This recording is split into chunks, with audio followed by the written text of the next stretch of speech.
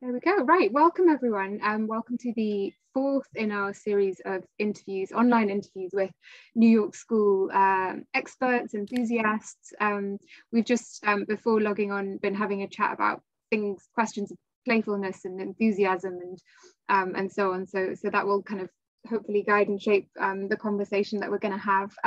It's just me doing the interviewing today. Yasmin is otherwise engaged, but will hopefully be back with us soon. So we're really happy to have Mandana Chaffa with us, founder and editor of a new journal, Nowruz Journal, which is a periodical of Persian arts and letters. She's also an editor at Chicago Review of Books, and serves on the board of the National Book Critics Circle and an organization that lots of you will be familiar with, the Flowchart Foundation. So thank you for being here and taking the time to chat with us and kind of talk about all things New York School this afternoon. Thank you so much. It's a pleasure to be here. It's really great to have you and super nice to meet you. And we're just, I'm excited because, as we were saying before I started recording, you're in New York. And I just wanted to say, how are things in New York at the moment? It's obviously been a strange 2 years, but you're speaking from the place that we kind of talk so much about. And yeah, well, actually today it's very cold in New York, to be very, very specific and literal. But in a bigger sense, I do think a lot about the New York in the New York School, right? Whether it's a specific place or if it's actually more of a chrysalis in time that we talk about. I mean, when you look at poets like Ashbery and Schuyler and O'Hara, who are the ones who often come up first when you think about that original New York School, and of course Kenneth Koch, you're thinking about a literal New York. They talk about the streets they walk down. They also go out to Long Island and all of that. So there is that sense of a literal New York, but that literal New York also doesn't exist anymore either. So really, in a sense, it's all temporal, isn't it? When we visit the New York School, we're visiting, I don't want to say the past, we're visiting a gerund.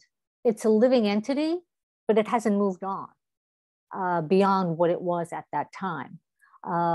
So I think a lot about the literal New York, which certainly has had some impact after the pandemic and a lot of closures on the streets and the like.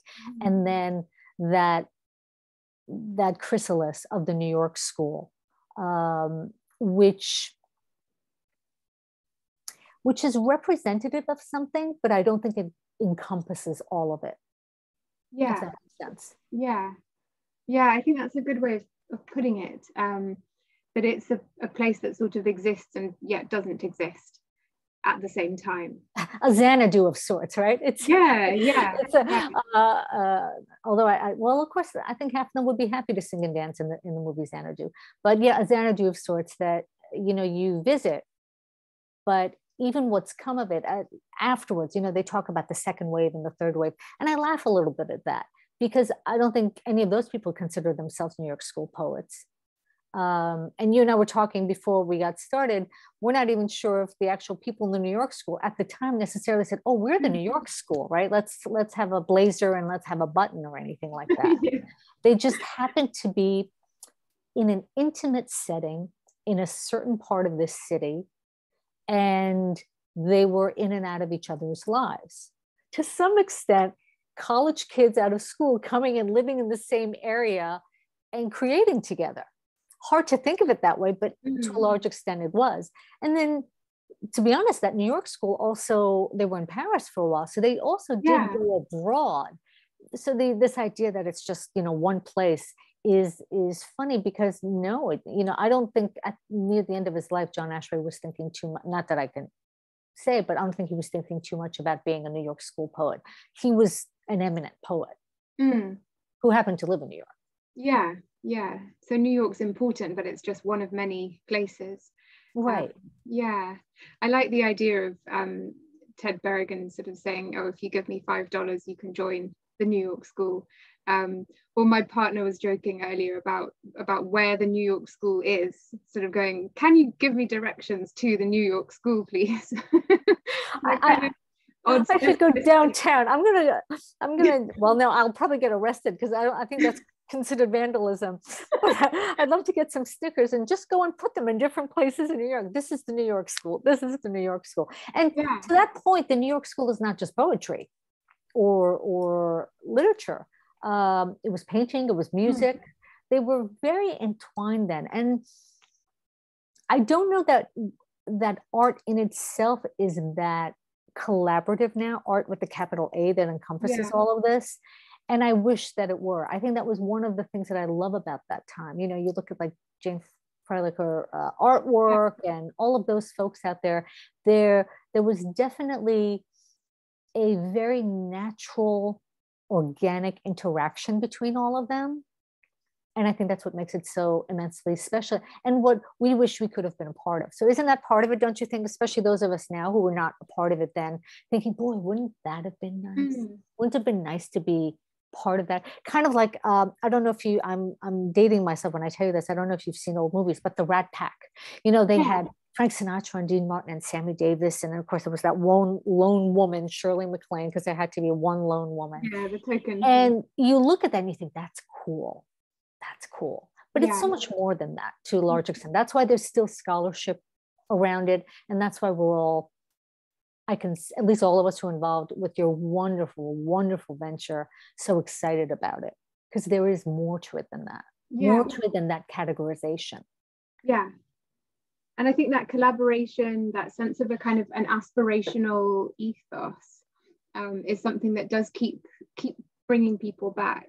And certainly one of the things that we hope to do next summer is organise an event in London or somewhere in the UK that's primarily kind of poetry and art based rather than academic, that kind of explores New York School poetry that's not been written in New York, and that idea of kind of taking New York as an idea.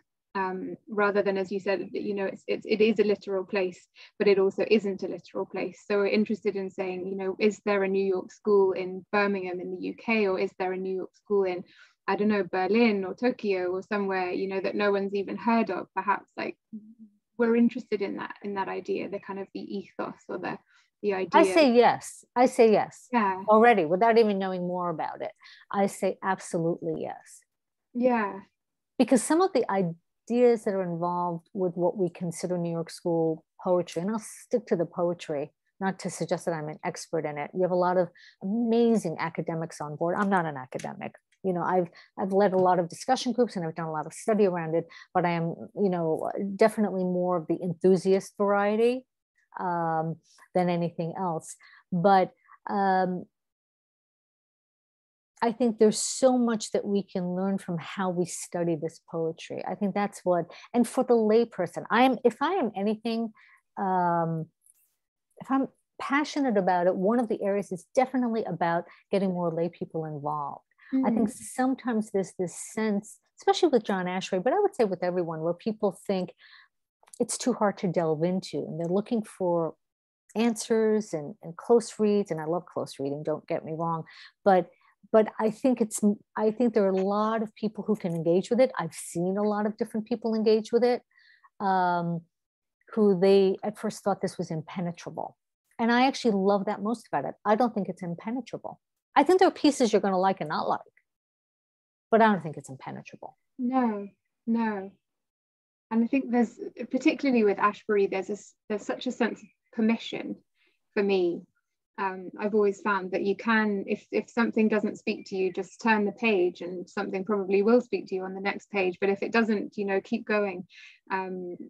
You've I think talked, I think perhaps when we first got in contact with each other way back when we were first kind of organizing the symposium, and you talked about working for one of those, teaching on one of those massive courses. Yeah, the diminutive word for it is MONPO, but it's Modern Contemporary American Poetry. You know, when the first set of MOOCs, what a terrible acronym, but I will use it. When the first set of MOOCs started, the idea was that they had some financial ideas about the sort of education you might get and monetizing that. I took MONPO the very first year and I fell in love with it because it was a really, it was a comprehensive yet not all-encompassing way of looking at modern contemporary American poetry. And so in the first year, I was a student like everyone else. And then in subsequent years, I was honored to be asked to be what we call a community TA, which, to be honest, I don't think it confers you anything except the idea that you love the study, you've done it before, and you're happy to engage in conversation with people. Al Filreis of the University of Pennsylvania runs that magnificently. And he has allowed me, or maybe I've pushed my way into it, to run a number of discussion groups. In fact, I'm starting one in the middle of April. They're all free. Everything about Mod Po is free, which is why I kind of love it. They're all free. And actually this year I'll be doing 21st century contemporary poetry. I decided to do a poem per person, but I've done groups around John Ashbery 4 or 5 times.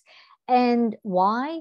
Not because I thought I was an expert. Trust me, the first time I did it, it's not that I thought, boy, I know everything. I still don't think I know everything there is to know, which is why I love what you all are doing.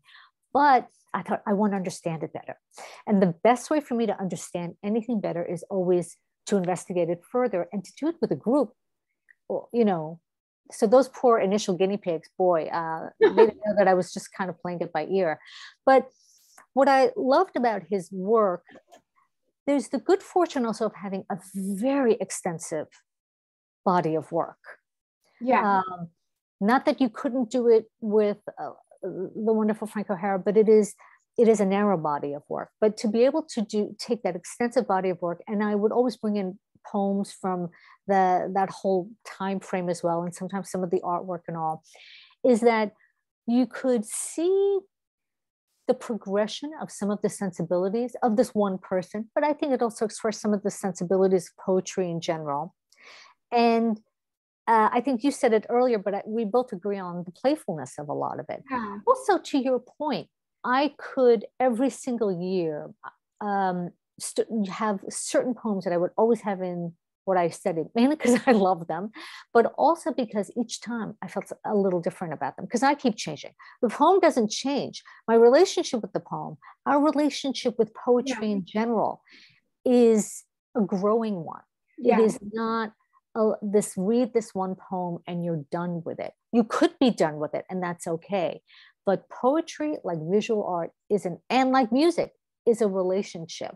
You know, when you have your, well, again, I'm dating myself, your iPod or anything like that, you see how many times you've played certain songs. And I'm not going to tell you how many times I played certain songs, because it borders on the stalkery and obsessive. And you think, wow, that's kind of scary, right? How many times did you, but I think it would be so interesting to consider poetry that way. There's no way of doing it. I would love to one day have a conversation with people like yourselves. And, well, what poems have you read the most? And how has that changed you each time you've read it? You know? And so, yes, I think the relationship I can have with the works of Ashbery, but with any poet, any poetry, constantly is changing, because I'm changing and the context of our times are changing. You know, I'm Iranian. I was born in Iran. English is my second language. And something that I remember doing growing up is, they say the Fale Hafiz. You would take a book of Hafiz and you would close your eyes and you would fall, meaning fortune, and, you know, using it as an oracle of sorts. And you would open up to a poem, and that poem would hopefully give you an idea of what it is, an answer to what it is you're thinking about. So as we all know, things of that nature say more about how you read it than the actual poem itself. But I do think that poetry provides us some sort of oracular, if that is a word, opportunity. And I find that the neatest thing of all. The second thing about Mod Po that's incredibly meaningful to me, and is something that you all are pressing hard on, which I love, is this idea of community. Reading poetry certainly is a solitary task, but in community, you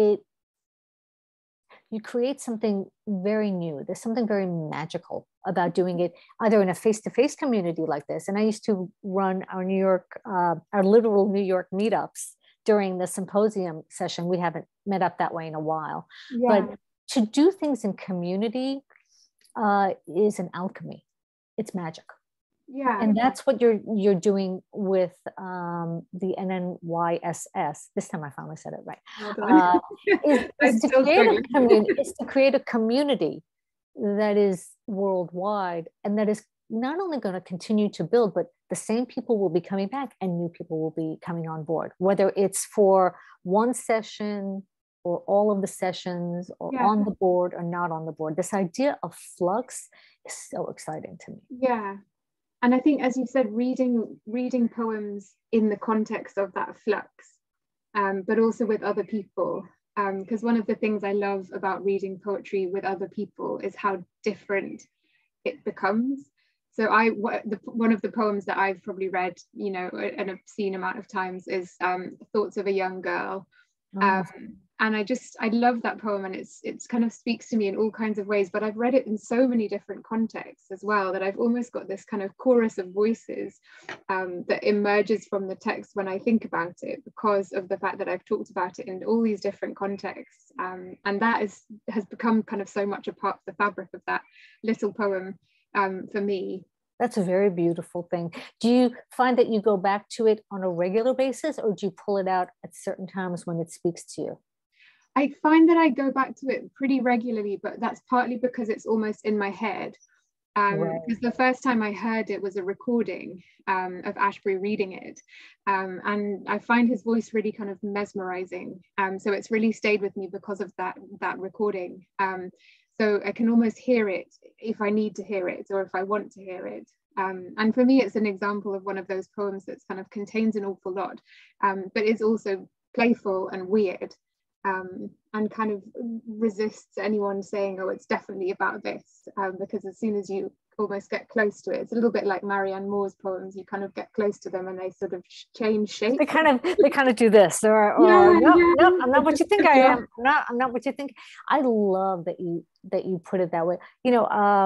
Penn Sound is also part of University of Penn Sound, and I so agree with you. Whenever I do these discussion groups, I love to use poets reading from Penn Sound. I mean, and now especially we have a gift that there's so many more poets out there who really are using the audio and visual environment. And because even with Ashbery, and I know there's so many more people we could talk about, but we're focusing on Ashbery to some extent. You can hear him reciting the same poem 20, 30, 40 years apart. And that to me is also fascinating, because if the poet doesn't recite it the same way, why should we feel we have to have one specific answer every time we read it? I think that puts a tremendous weight on a human being. And I think sometimes people who, I've met a lot of them at Modpo. Now, Modpo has changed things for a lot of people who maybe when they were younger were told, no, you can't understand poetry, or it's not for you, or writing poetry isn't for you. And of course it's for us. My late grandmother, who I don't know if she knew how to necessarily read and write so well. She could recite pieces of Hafez or Rumi or things like that, because poetry was part of a quotidian existence. And that's what you did. And if I have one passion in life, I would like poetry to be part of everyone's day-to-day, right? Something that you pull out and enjoy, whether by yourself or with other people. But we had it at such an elevated level, and I don't think it should be on an elevated level. Do you have here in London? We have Poems on the Underground. Oh, I have one of the books of Poems on the Underground. So I love that. We have something like that in New York. We actually do you have subway poems? Where they're rarely kind of full poems, although sometimes they are, but just kind of moments of poems that have been picked by who, I'm not entirely sure, but I wondered what you make of that kind of sense of just putting poetry in the public sphere and saying, here it is, read it, enjoy it. I love that, because look this is going to sound a little bizarre, but I think if you're even sitting around poetry and you are not reading it, it is impacting you. Yeah. Like, again, it's a little too mystical perhaps for our audience, but I do believe you are impacted by things. That's why it's good to be in nature. It's not that you have to sit and stare in nature and meditate in nature, although that's nice too. But I think what surrounds you impacts you positively and negatively. So yes, I love that. And in fact, decades ago, when you all started this in the UK, you were if you were around, you were a wee person. I had gone to visit family in London, and we didn't have it here, and I loved it. So I bought the poems from the Underground book when I was there. And that was before I even got involved in any of this stuff. So I think there's always also a little magic. You never know what one thing that interests you may end up being in your life. Yeah, yeah. And kind of shaping your life in various kind of ways. And I suppose that's one of the reasons why poems take on kind of different meanings or even forms in some senses, depending on, you know, when and where and how you encounter them, and change in that way. So, and does that kind of get around some of those questions of difficulty? Yes. First of all, why is it bad for something to be difficult? Yeah. And I think, to be honest, life is uncertain. Don't we know that now? I mean, we knew that before, but it's very clear to us now. Life was uncertain 3 years ago, you know, so it's not like it's suddenly uncertain. It's always been uncertain. Yeah. But to be able to sit with uncertainty is both a challenging task and yet one of the great gifts you can give yourself in life. Yeah. You know, to embrace the uncertainty and to find ways to work through it, whether individually or in community. So what we call difficult poetry of that time, but I'm also, I'll bring this up later. I'm wondering if we all think just Ashbery is difficult, or are there other difficult poets? But difficult poetry to me is life. Life is difficult poetry. Yeah. Yeah. This life we lead is very difficult poetry. Yeah. You know, and yes, but I wonder where that name came from, and do people use it now? I should know, because I read a lot of books, and I'm a book critic, especially around poetry. And I wonder if people still think certain poets are difficult. What does that word difficult mean? Difficult feels like a gate. Difficult feels like this isn't for you. Yeah. Yes. I think that's the problem. Whereas actually, I don't like that. Put it to say, look, let's sit with complexity. Let's sit with difficulty. Let's not even try and solve it. Not all the time. You know, sometimes you just want to say, well, this is complicated, and that's something we just have to accept. We can't solve it, right? Things that I felt about some of these poems, even now, some things that so funny. So you write reviews and they go into the world, and then you go back at some point, you read them, you're like, yeah, you know, I missed this thing entirely. Yeah. And that's because, again, I'm changing, the world is changing. Yeah. And I think that's also the thing. I think we feel in this, maybe I can't speak for the UK, obviously, but I think in the United States, there's this feeling of mastery. You want to be able to say that you have mastered something and to be a specialist. In my corporate life, I mastered a lot of different things. But in this sphere, I don't know that I'm going toward mastery. Yes. I'm thinking more about the experience. Yeah. But it is a very Western construct that you do something to get very, very good at it and to be an expert at it. And if you can't, then you don't do it anymore. Yeah. And I don't know how that works in art. Sometimes the thing that you're trying to master has somehow failed, which I think sometimes happens when people talk about Ashbery's work, that it's somehow too difficult, that it's not the right kind of, you know, object to be mastered. That's very true over here as well, and I think it's kind of built into the education system. Certainly, where, you know, the sense of, you know, poems are something to be solved, and once you've solved it, good for you, you can move on to the next thing. And it just doesn't, it throws up all kinds of difficulties when you come to poems. Not just, I agree, not just Ashbery's. O'Hara's, certainly some of my students, they've really got on board with O'Hara, but did find him very, very difficult. Oh, in what way? I'm fascinated by that. We looked at meditations in an emergency as a collection, and what I found was that O'Hara's reputation has kind of escaped from the poetry in quite an interesting way, or sort of has wedded itself to lunch poems, or even, as Brian Glavey argues, to love love poems, and they kind of were expecting someone who was very, you know, easy breezy, funny, you know, I did this, I did that. Exactly, yeah, they were had really lunch. expecting, yeah, sandwiches and Coke and radios, and there is all of that in Meditations in an Emergency, but it's also really, you know, it's quite a melancholic collection. The emotions that he's expressing and kind of talking through in his work are complicated. There's kind of references, as you said, to a New York that doesn't exist anymore. So for all kinds of reasons, he seemed to resist that kind of version of himself that's almost escaped into popular culture. Oh, he's especially categorized, isn't he? Because you're right, it's lunch poems. Yeah. It's, I mean, and it shouldn't be, but it is a lot about lunch poems. Yeah. And because, again, you know, it's one sharp point where he was going, and lunch poems are accessible. Yeah. That's the other part. Now that's the interesting side, right? Where I'm saying, yes, embrace complexity.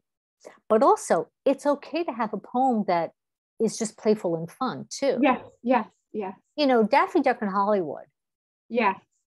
It's great. It's a lot of fun, and it uses form in a very fun way. And it's actually a great prompt because it's form. You give somebody a form and say, go do this as a prompt. And I think people enjoy that a lot. That's a fun thing to do. But it doesn't always have to be serious. The same thing as theater. I'm a huge theater buff. And this idea of theater, you know, it has to be, it has to have 3 acts and it's Shakespearean. But if it's something purely amusing and crazy, that doesn't necessarily have to have, you know, Beckett being the biggest one around that, right? Where people are constantly trying to understand everything. I'm like, I don't think that was his goal. No. And some of it's just really funny. It is extraordinarily funny. Yeah. And definitely. I think he pushed against that. But so, yeah, in a way, I kind of, probably normal for me, I contradict myself. I'm saying embrace the complexity, but also just have some fun with it. Yeah. And you don't have to like it all. That's the other thing. You know, I should know this. So the folks at Flowchart are going to smack me in the head. I should know how many poems Ashbery has written. And I don't. But many. He said you have to like all of them.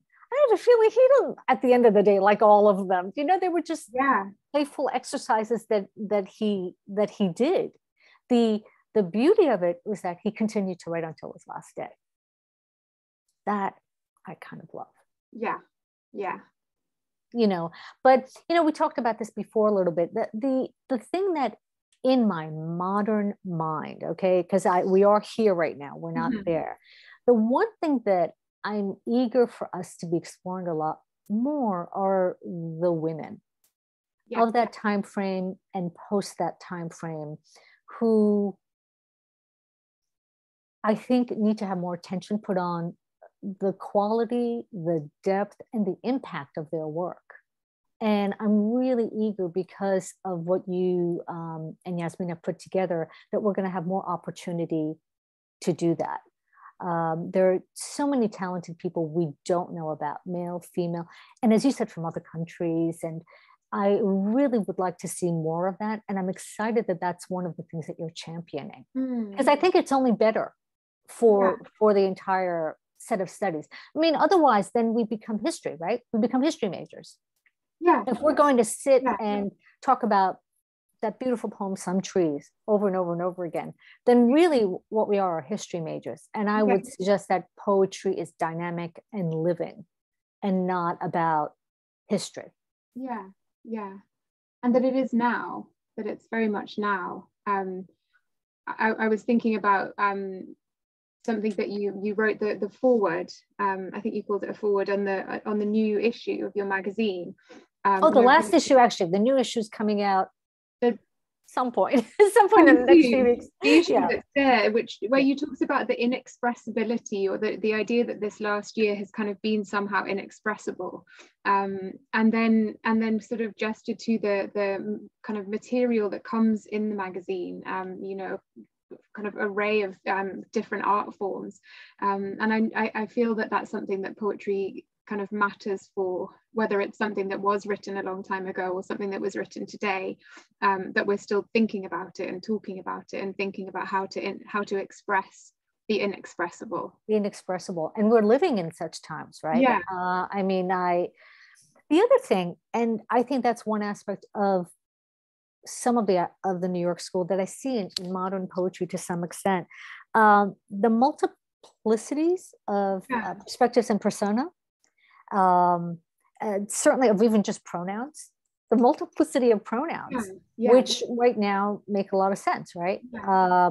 And the embrace of both the largeness and the minutia of life. I think those are things that seem to make a lot of sense in contemporary poetry. Yeah. So you see that flowing through this idea of not necessarily, what I always call is this alinear and atemporal, which is discombobulated. Yeah. Yes. Yes. Because what does that pronoun refer to, and what is this pronoun? Now, for me, what's funny is, as a speaker of Persian as a first language, we don't have gendered pronouns. Yeah. So a lot of this idea of, well, when he says he, does he mean that, or does he mean this, or in an Ashbery poem?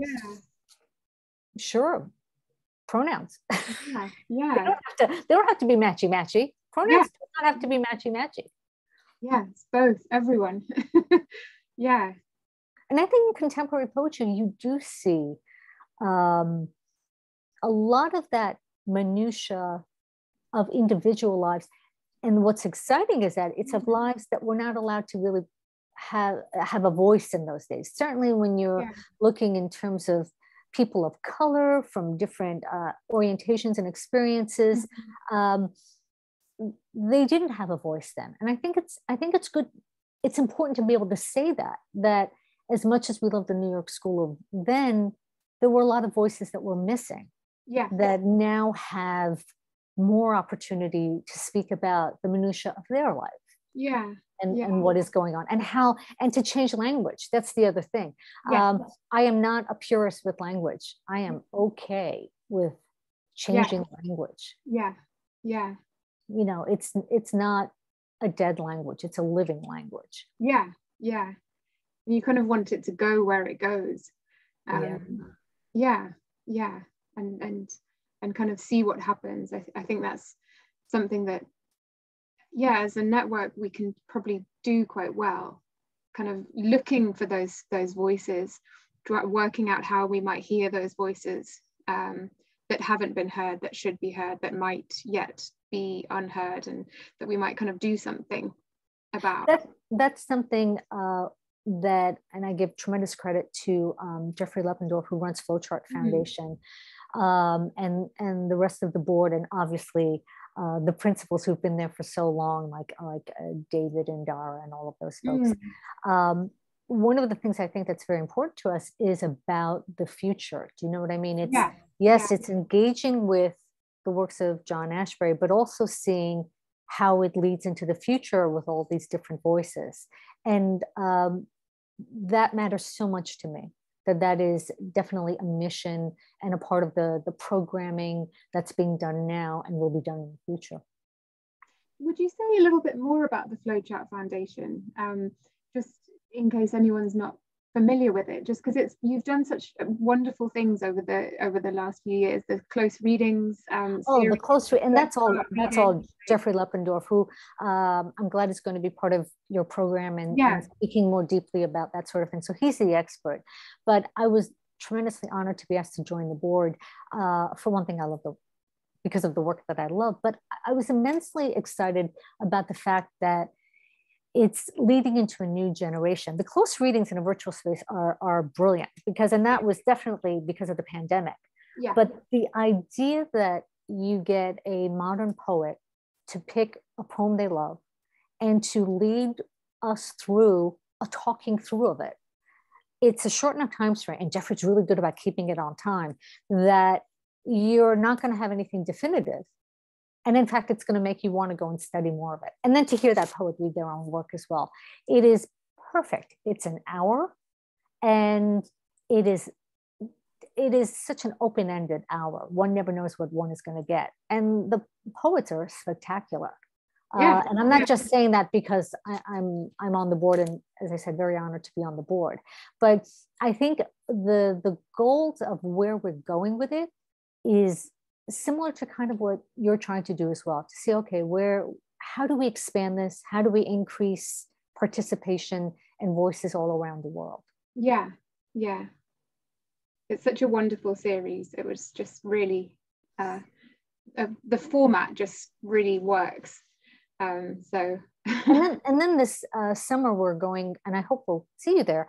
This summer there's going to be an Ashbury Symposium in Hudson, New York.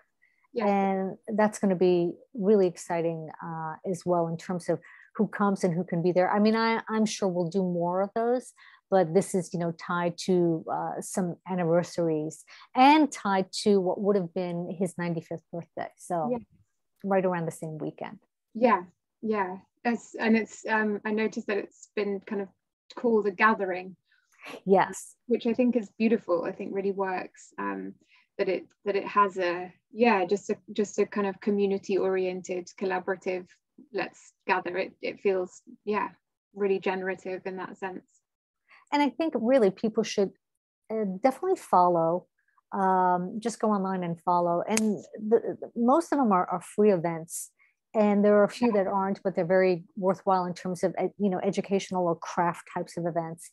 And there's just so many opportunities to just join in. You don't have to talk. You can just listen in. And isn't that a fun thing? And it's the same with what you're doing as well, certainly. Yeah. I think just before we finish, just on that idea of just listening in seems really key. I think often what can feel frightening or alienating about poetry is having to say something about it, rather than perhaps listen to others say things about it, or just to sit and listen and for it to be profound, right? Now, I told you this before we started. I was thinking so much about, okay, I have nothing profound to say about this. So I mean, what's the point of? But the point of talking about something is not to arrive at some sort of profundity. The profundity is the actual gathering. And it goes back to what I said about, if you have beauty around you, it changes you in a molecular way. So you don't have to say anything, and it's okay. We don't all have to always say something.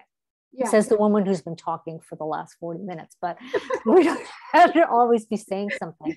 And I do go to a lot of online poetry readings, and just to sit and listen to people reciting poetry, and to listen to people talk about poetry, and to not take notes, and not to feel like I have to come away with something, but just to have been in that particular room. That sort of beauty is so necessary in our lives right now. And it's the same concept of people going to museums and just being around the art. But I'd like more people to consider poetry as accessible as art is. And I think what you're doing right now is going to make that happen. We hope so. Yeah, we hope so. I always remember Ashbury saying something about how music, if you go to a concert, you just go to it and you listen to the music, and it happens, and then it's over. And I feel like listening to poetry or reading poetry could be more like that it just is something you do and enjoy and take pleasure from.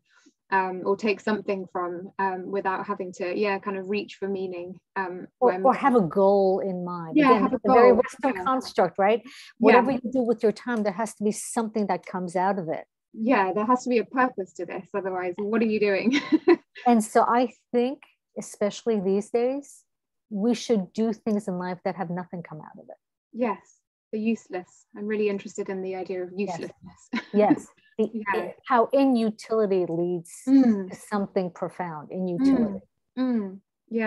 I think we have a t-shirt right there. I think so too. That's a good idea.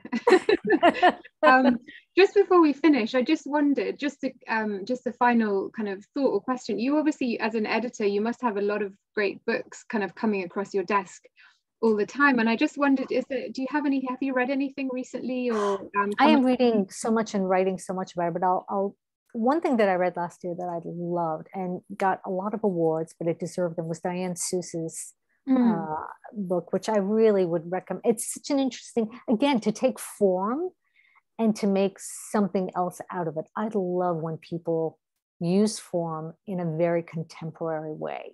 Yeah. And there, Terrence Hayes has done that. It's really brilliant. Yes. Right now, I'm reading 2 books, Ocean Vuong's newest, which is amazing, and also Ray Armentrout's newest finalist. And, some of us during the pandemic got a few things done, but not a lot. The apartment still isn't looking the way it should, and certainly haven't, organized our books alphabetically by genre. And Ray Armentrout wrote a double book. So it totally makes us feel like suckers, but it's really interesting. And as I said, I've just started and I'm enjoying it very, very much. The only thing that I would, if I could say, if you don't mind, is beyond what I have to say, I just want people to read more poetry. Take it out of the library. Ask your library to put more poetry on the shelves, right? And to pick up chapbooks. It doesn't always have to be a full collection. I'm a big fan of the chapbooks that don't seem to get the love that they should. It's the word chap to begin with. But whatever you read is a good thing to read. There's so many good websites out there that you can just read poetry. And then be okay with not liking something. And it's not about you. If you don't like it, it's not because you don't understand. It just means you don't like it. And I think people sometimes feel if I don't like it, that means I'm not smart. It means I've somehow failed. No. Whereas actually, it's, of course you I don't like Brussels sprouts. I really don't. I have tried them, and people have made them for me in a million ways and say, but you'll love this. I don't like them. And it's not a failure on my part. It's absolutely okay. So you have to look at poetry like, your dish of fruits and vegetables. And like there's that great film of O'Hara in 1966 saying, he liked the painters because you could say to them, oh, I don't like Yeats. And they would say, oh, I know just how you mean. I hate Picasso. And just really kind of going with that sense of, well, I just didn't like it. I just don't get on board with it. Or sometimes you'll find that you don't, I don't really like Robert Frost's work much, but I came across his poem Home Burials the other day, which was just the most bizarre thing, kind of really wonderful, really odd. And I think I came across that on Twitter. And much as I dislike Twitter, it can be a really good place for poetry, because people do say, oh, look, I need a poem about home, and 25 people will recommend 25 poems about home, and then you've kind of got this little anthology just pre-made for you. So I think, like you said, finding it where you can find it, whether that's in the library, online, on your own shelves, charity shops, whatever. And try a poem a quarter. And look at all the free opportunities there are now, especially online, to listen to poetry, to listen to poets talk, and engage with that. I spent a great couple of hours a few months ago listening to Claudia Rankine speaking and reading. Just making dinner and listening to Claudia Rankine. It was just the dream. So that's a poet I go back to again and again and again.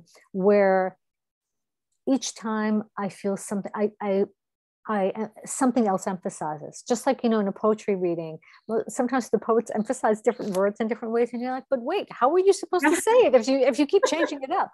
But her work really, for me, not only stands the test of time, but is something I go back to again and again to find myself. She's really special. Yes, she is. She is. So let's end on Claudia Rankine. Let's end on I think that's a very exciting thing to do, talking about contemporary poetry. And I can't thank you enough for this opportunity. I could talk to you for hours, and you're terrific at this. Thank you so much, Rona. Thank you for taking the time to do this, and for all of those thoughts. So to everyone listening, we'll be in touch soon. We have the event in Paris coming up soon, other things on the cards that I'll be in touch about, but for now, Mandana, thank you so much for joining. Thank you so much. I appreciate it. See you all later.